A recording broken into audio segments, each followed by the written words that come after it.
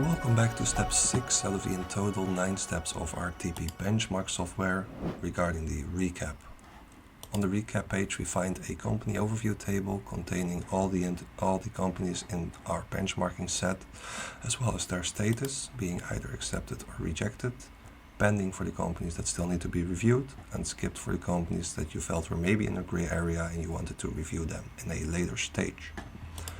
For the companies that already have been reviewed, there is a review comment, as well as the assigned parameter and the reason or stage of rejection, being either the multi-check or one of the 3 options from the single check.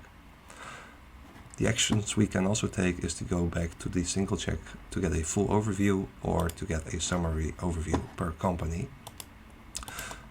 Last, note that we are now in preparer modus. The reviewer can either approve or disapprove our initial review of the company. And before we press the next button, please note that there is also a download overview option to export the overview table into an Excel format in case that provides useful, but otherwise we can continue to the next step.